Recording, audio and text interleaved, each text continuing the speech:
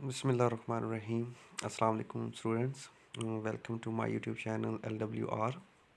Students, आज के इस वीडियो लेक्चर में हम चैप्टर 11 के मोस्ट इम्पॉर्टेंट एक्सरसाइज के शॉर्ट क्वेश्चन डिस्कस करने जा रहे हैं। और ये वाले क्वेश्चन आपको डिस्क्रिप्शन में लिंक में मिल भी जाएंगे, जहाँ से आप इसको थ्रू लिंक PDF डाउनलोड भी कर सकते हैं अपने मोबाइल में, और इनको आप अपने तौर पे पढ़ भी सकते हैं घर पे। तो हम यहाँ पर डिस्कशन कुछ करेंगे। हीट एंड थर्मोडायनामिक्स हमारा चैप्टर 11 है ये, जिसमें क्वेश्चन नंबर 1 ही है एक्सरसाइज का ये क्वेश्चन। स्टूडेंट्स याद रखिएगा, एक्सरसाइज के अलावा भी मैं जो एक्स्ट्रा या एडिशनल शॉर्ट क्वेश्चंस कुछ बनते हैं जो बोर्ड्स के पेपर में पूछे भी जा चुके हैं, मैं उनको भी यहाँ पर डिस्कस करूँगा। लेकिन पहले हम एक्सरसाइज के कुछ क्वेश्चन यहाँ पर डिस्कस करेंगे, जिसमें फर्स्ट क्वेश्चन है हमारा, why is the average velocity of the molecule in a gas zero but the average of the square velocity is not zero. तो स्टूडेंट, सबसे पहले तो आप लोग सब जानते हैं कि गैस मॉलिक्यूल, आपने गैस मॉलिक्यूल की प्रॉपर्टीज़ भी पढ़ी होंगी, जो उसकी काइनेटिक थ्योरी मॉलिक्यूलर गैसेस जो आप लोगों ने पढ़ी है, उसमें वो हमें कहता है gas molecule are in random motion होते हैं। रैंडम मोशन मीन कि अगर कोई मॉलिक्यूल लेफ्टवर्ड मूव कर रहा है तो फर्ज करें 5 मॉलिक्यूल लेफ्टवर्ड मूव कर रहे हैं तो 5 मॉलिक्यूल राइटवर्ड भी मूव कर रहे होंगे, ठीक है। और इसी तरह कोई अगर मॉलिक्यूल अपवर्ड मूव कर रहा है तो डाउनवर्ड भी मूव कर रहे होंगे, यानी कि ऑपोजिट डायरेक्शन भी होंगी। ऑपोजिट डायरेक्शन की वजह से अगर आप लेफ्टवर्ड वेलोसिटी पॉजिटिव यूज़ कर रहे हैं तो राइटवर्ड वेलोसिटी उसको नेगेटिव यूज़ कर रहे हैं आप लोग। तो जब उनका हम एवरेज निकालते हैं तो आपको पता है प्लस माइनस करें तो हमें कैंसिल हो जाएंगे, रिजल्ट ज़ीरो मिलेगा। जैसे कि आप फर्स्ट देखें आंसर में इसके, कहता है the motion of a gas molecule is random, so if a molecule move in one direction, अगर एक मॉलिक्यूल एक डायरेक्शन में मूव कर रहा है, then another will be move in opposite direction, तो दूसरा ऑपोजिट डायरेक्शन में होगा। जैसे मैंने अभी बताया, अगर एक राइट वर्ड है तो दूसरा को लेफ्ट वर्ड होगा। Therefore average velocity of gas molecule is zero. कैसे जीरो? एवरेज वेलोसिटी को आप लोगों ने चैप्टर पढ़ा होगा, उसमें देखा एवरेज वेलोसिटी को हम ये ग्रेटर देन लेस देन के साइन से, दरमियान में वी का मतलब है एवरेज वेलोसिटी, और वी फर्ज करें वेलोसिटी है rightward, plus minus V ये velocity leftward, divided by two. Average ऐसे ही निकालते हैं ना, दो वैल्यू होती हैं, दो को ऐड करके टू पे डिवाइड कर देंगे। अब देखें, एक वैल्यू प्लस है एक वैल्यू नेगेटिव है, प्लस माइनस कैंसिल होके ज़ीरो डिवाइडेड बाय टू, तो आंसर ज़ीरो। तो ये एवरेज वेलोसिटी तो हमारी ज़ीरो आएगी। बट दूसरा पार्ट वो कहता है जब आप स्क्वायर निकालते हैं एवरेज वेलोसिटी का तो वो उसमें ज़ीरो नहीं आता।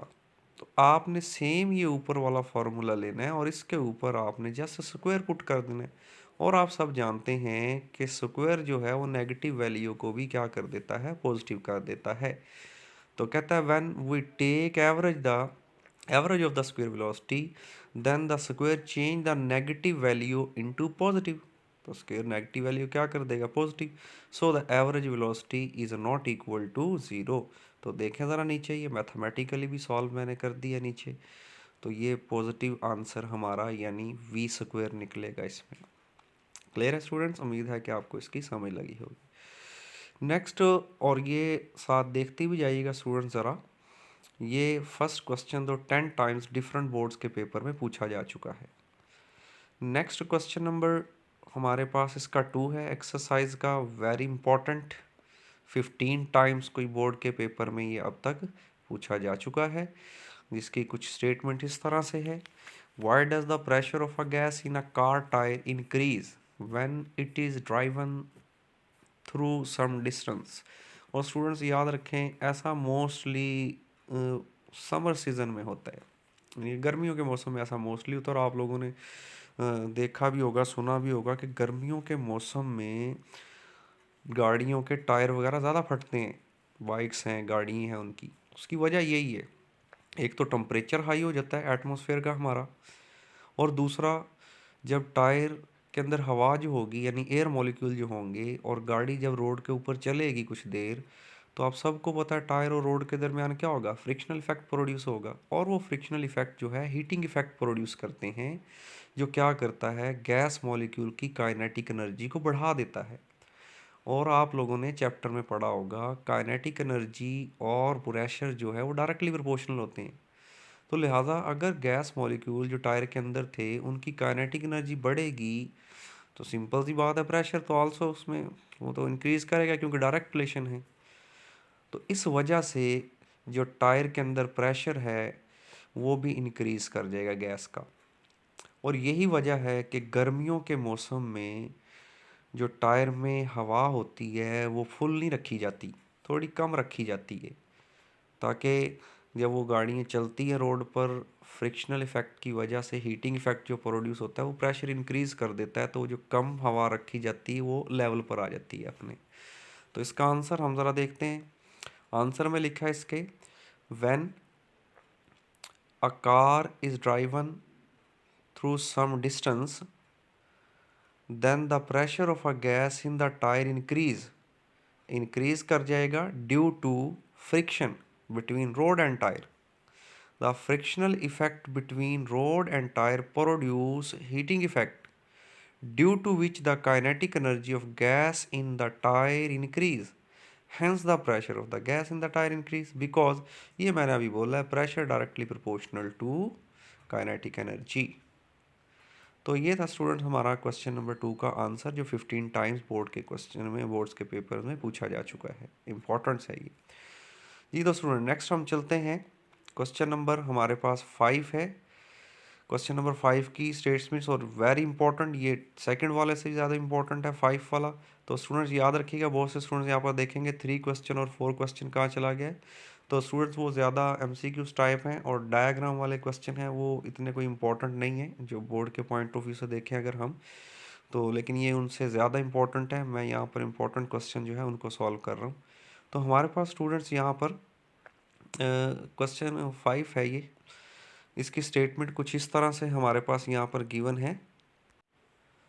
Specific heat of a gas at constant pressure is greater than specific heat at constant volume Y.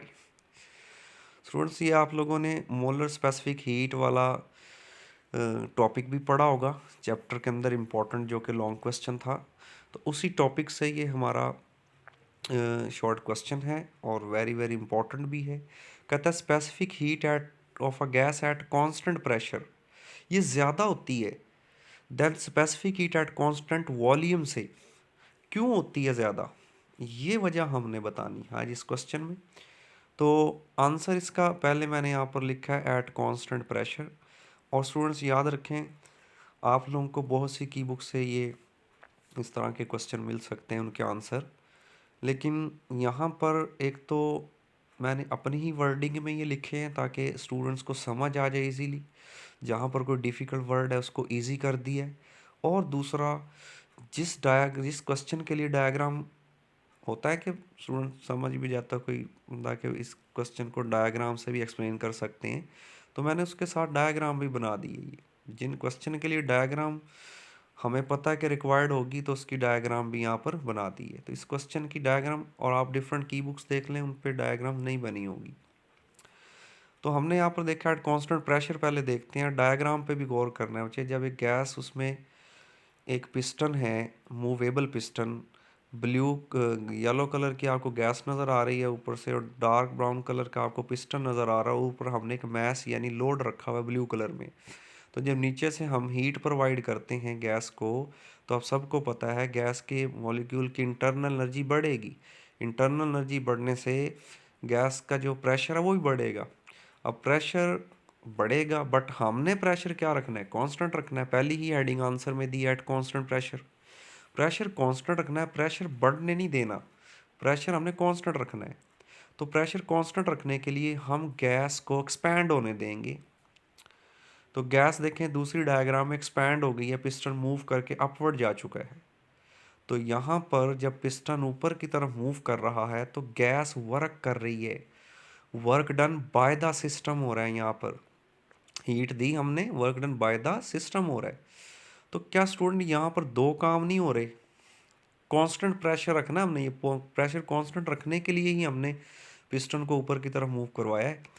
क्या हो रहे हैं दो काम, दो काम स्टूडेंट ये हो रहे हैं कि एक तो देखें हीट के ज़रिए गैस मॉलिक्यूल की इंटरनल एनर्जी बढ़ रही है, और दूसरा साथ साथ वर्क डन भी हो रहा है। वर्क डन मीन पिस्टन ऊपर की तरफ मूव कर रहा है, गैस साथ साथ वर्क भी कर रही है। तो इस वजह से molar specific heat at constant pressure हमें ज़्यादा चाहिए होती है, क्योंकि कुछ हीट तो यूज़ हो जाएगी इंटरनल एनर्जी इंक्रीज करने में, और कुछ हीट यूज़ हो जाएगी in the form of work done. तो यही इसमें आंसर में मैंने कुछ बातें लिखी हैं, मैंने हेडिंग दी है ऊपर एट कांस्टेंट प्रेशर, और मैंने लिखा है when a gas is heated at constant pressure, अगर गैस को हीट किया जाए कांस्टेंट प्रेशर पर, then a part of heat is use to do work on piston, piston पे वर्क करने में यूज हो जाएगी, एंड पिस्टन मूव अप, और पिस्टन ऊपर की तरफ मूव करेगा, and some part of heat is use to increase the internal energy of the gas in a cylinder. तो कुछ पार्ट उसकी इंटरनल एनर्जी इंक्रीज करने में यूज हो जाएगा, यही बातें मैंने आपको बताई हैं। जो दूसरा पार्ट है specific heat at constant volume. अब वॉल्यूम कांस्टेंट का मतलब आपने पिस्टन को अब मूव करने नहीं देना, पिस्टन को एक जगह रोक के रखना है। तो स्टूडेंट्स, जब आप पिस्टन को ऊपर मूव नहीं करने देंगे तो गैस कोई वर्क डन नहीं कर रही होगी। तो क्या होगा, जितनी भी आप कोई हीट देंगे वो सारी की सारी यूज़ होगी, किस लिए, इंटरनल एनर्जी बढ़ाने के लिए। अब फर्ज करें मैंने हीट दी है 10 जूल, और सारी की सारी 10 जूल जाकर इंटरनल एनर्जी बढ़ाने में यूज़ हो जाएगी। लेकिन जब मैं कांस्टेंट प्रेशर की बात कर रहा था तब हमने हीट जो दी थी 10 जूल से काम नहीं चलेगा, वहाँ पे हमें 12 जूल देनी पड़ेगी हीट, बिकॉज 10 जूल तो उसकी इंटरनल एनर्जी इंक्रीज करने में यूज़ हो जाएगी, और जो 2 जूल बचेगी वो वर्क डन में यूज़ होगी। इस वजह से हम कहते हैं specific heat at constant pressure greater होती है then specific heat at constant volume. तो स्टूडेंट ज़रा एट कांस्टेंट वॉल्यूम को देखें, कहता है when a gas is heated at constant volume then all the heat is absorb, सारी हीट अब्जॉर्ब हो जाएगी to increase the internal energy of the gas because the piston does not move, क्योंकि piston को तो move ही नहीं करवाना। अगर piston move कर गया है तो स्टूडेंट्स वॉल्यूम कांस्टेंट नहीं रहेगा फिर, and volume remain constant, so there is no work done on the piston, hence Cp specific heat at constant pressure greater होगी देन Cv, Cv है specific heat at constant volume. तो students इसको ज़रा अच्छी तरह से करना है, इम्पॉर्टेंट है। आप ये जो साइड पे मैंने डायग्राम बनाई है ये भी इसकी बना सकते हैं। जी स्टूडेंट्स, तो नेक्स्ट क्वेश्चन की तरफ मूव करेंगे हम। क्वेश्चन नंबर 6 है हमारा। क्वेश्चन नंबर 6 की स्टेटमेंट कुछ इस तरह से है, give an example of a process in which no heat is transferred to or from the system but the temperature of the system change. ये क्वेश्चन स्टूडेंट्स 3 टाइम्स बोर्ड के different paper में पूछा जा चुका है। हमने कोई ऐसा प्रोसेस बताना है जिसमें ना कोई हीट हम सिस्टम को दे रहे हैं और ना कोई हीट सिस्टम से ले रहे हैं, फिर भी सिस्टम का टेम्परेचर जो है वो चेंज हो रहा है। और स्टूडेंट चेंज याद रखिएगा, इंक्रीजिंग में भी हो सकता है, डिक्रीजिंग में भी हो सकता है। लाजमी नहीं चेंज इंक्रीजिंग में ही आए, लाजमी नहीं चेंज डिक्रीजिंग में ही आए, दोनों फॉर्म में से किसी में भी हो सकता है। तो स्टूडेंट्स, आप लोगों ने फर्स्ट लॉ ऑफ थर्मोडायनामिक्स के बाद एक टॉपिक उसी के पोर्शंस पढ़े थे, आइसोथर्मल प्रोसेस और आइडियाबैटिक प्रोसेस। आइसोथर्मल प्रोसेस क्या था, एक ऐसा प्रोसेस है जिसमें हमने टेम्परेचर को कांस्टेंट रखना था। दूसरा आपने पढ़ा था आइडियाबैटिक प्रोसेस। आइडियाबैटिक प्रोसेस में क्या करना था हमने, आइडियाबैटिक प्रोसेस में हमने पढ़ा था ना ही सिस्टम को हीट देनी है ना ही सिस्टम से हमने हीट लेनी है। तो लिहाजा यही नहीं उसने क्वेश्चन हमसे पूछा, कहता कोई ऐसा प्रोसेस बता दें जिसमें ना कोई हीट ट्रांसफ़र हो रही, ना हम दे रहे हैं हीट ना उससे कोई ले रहे हैं हीट। तो स्टूडेंट्स, लिहाजा इसका आंसर क्या बनेगा, मैंने आंसर में लिखा है आइडियाबैटिक प्रोसेस। आइडियाबैटिक प्रोसेस एक ऐसा प्रोसेस है जिसमें हम ना सिस्टम से हीट लेंगे ना ही सिस्टम को हीट देंगे। तो नीचे इसकी एक्सप्लेनेशन पे देखते हैं हम, in adiabatic process there is no heat enter or leave the system, कोई हीट इंटर या लीव सिस्टम से नहीं होगी, but the temperature of the system change because gas expand adiabatically. तो स्टूडेंट्स याद रखिएगा, यहाँ पे मैंने गैस एक्सपैंड आइडियाबैटिकली लिखा है, तो आप कंप्रेस्ड भी लिख सकते हैं आइडियाबैटिकली। तो मैं ऊपर बता चुका हूँ, इंक्रीजिंग की फॉर्म में भी हो सकता है, वो डिक्रीजिंग की फॉर्म में भी हो सकता है। तो हम यहाँ पर first law of thermodynamics use करेंगे। फर्स्ट लॉ ऑफ थर्मोडायनामिक्स क्या था? Q is equal to del V plus W. यही फर्स्ट लॉ ऑफ थर्मोडायनामिक्स की स्टेटमेंट है। क्या? When heat Q is given to a system then internal energy increase plus work done. लेकिन students याद रखें, यहाँ पर हम हीट तो दे ही नहीं रहे हैं, ना हीट ले रहे हैं ना हीट दे रहे हैं। तो Q क्या हो जाएगा? हमारा ज़ीरो हो जाएगा। तो Q की जगह आपने ज़ीरो पुट कर देना है। Zero is equal to del U plus del W हो जाएगा। अब डेल यू पॉजिटिव है, इक्वल से जब आप लेफ्ट साइड पर लेकर आएंगे तो नेगेटिव हो जाएगा। तो स्टूडेंट्स देखें ज़रा, डेल यू के साथ लगा हुआ है नेगेटिव। तो डेल यू के साथ जब नेगेटिव लगा होगा तो याद रखिएगा, जो सिस्टम था उसकी इंटरनल एनर्जी डीक्रीज़ कर रही है। अगर इंटरनल एनर्जी डीक्रीज कर रही है तो उसका टेम्परेचर भी डीक्रीज कर रहा है, टेम्परेचर भी फॉल कर रहा है, नेगेटिव साइन डीक्रीज को शो कर रहा है। और इस कंडीशन में जब टेम्परेचर डीक्रीज करेगा तो गैस खुद ब खुद एक्सपैंड हो रही है, जिसे हम कहेंगे आइडियाबैटिकल एक्सपेंशन हो रहा है। यहाँ पर मैंने ब्रैकेट में लिख भी दिया ये। इसकी एक कंडीशन ये भी बन सकती है कि आप डेल यू के साथ से माइनस हटाएं और डब्ल्यू के साथ माइनस लगा दें। इसका क्या मतलब बन जाएगा? इसका मतलब है अब डेल यू पॉजिटिव आ रहा है। Del U positive mean internal energy बढ़ रही है, टेम्परेचर बढ़ रहा है, इंक्रीज कर रहा है। और वर्क डन नेगेटिव है। वर्क डन नेगेटिव मीन्स अब work done on the system हम कर रहे हैं, यानी सिस्टम को हम खुद कंप्रेस करवा रहे हैं। तो इसे क्या देंगे? आइडियाबैटिक कंप्रेशन का नाम दे देंगे। ठीक है। तो स्टूडेंट्स इसकी एग्जांपल भी उसने पूछी थी। आप बहुत से एग्जांपल लिख सकते हैं, आपकी बुक पर भी मेंशन है। आप आइडियाबैटिक प्रोसेस वाला जब टॉपिक पढ़ेंगे वहाँ पर 3-4 उन्होंने एग्जांपल मेंशंस की हुई है। बट यहाँ पर मैंने उसमें से एक एग्जांपल मेंशंस की है, और वो हमारे पास एग्जांपल थी rapid escape of air from burst tyre. जब एक टायर फटता है तो उसमें से जो गैस मॉलिक्यूल या हवा जो एकदम से निकलती है, वो हमारे पास इसकी क्या होगी? एग्जाम्पल होगी। तो स्टूडेंट्स आज के इस वीडियो लेक्चर में हमने कोई यहाँ तक इसके 4 शॉर्ट क्वेश्चंस डिस्कस किए हैं। आपने इनको पीडीएफ में डाउनलोड करके इनको अच्छी तरह से पढ़ें और एक बार खुद लिख के भी देखें, प्रैक्टिस करें। क्योंकि स्टूडेंट्स याद रखिएगा, जो स्टूडेंट्स एक्सरसाइज के शॉर्ट्स ही तैयार करता है तो वो फिज़िक्स में बड़ा इजीली पासिंग मार्क्स से हाई मार्क्स भी वो ऑब्टेन कर सकता है। तो ये आपके लिए कंपलसरी है, एक्सरसाइज के शॉर्ट हर सूरत तैयार करें। नेक्स्ट वीडियो में स्टूडेंट्स हम इसी को कंटिन्यू करेंगे। हम 6 क्वेश्चन यहाँ पे डिस्कस किए हैं, आगे 7, 8, 9, 10 ऑनवर्ड्स। तो पहले मैं एक्सरसाइज के डिस्कस करूँगा, फिर इसके बाद स्टूडेंट्स हम जो हमारे एडिशनल शॉर्ट क्वेश्चंस होंगे इंपॉर्टेंट जो चैप्टर 11 से, मैं उनको डिस्कस करूँगा। तो तब तक के लिए अल्लाह हाफिज़। Thank you student.